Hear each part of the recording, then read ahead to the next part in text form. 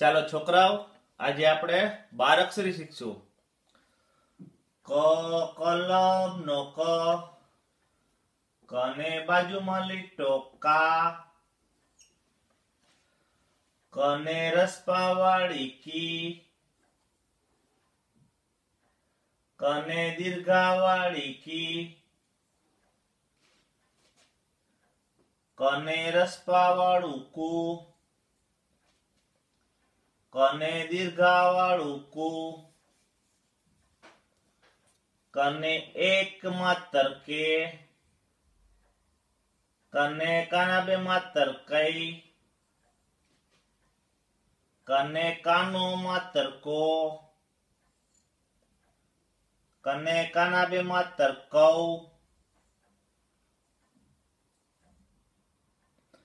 કને માથે મીંડું કમ, કને આગળ બે મીંડા કહા.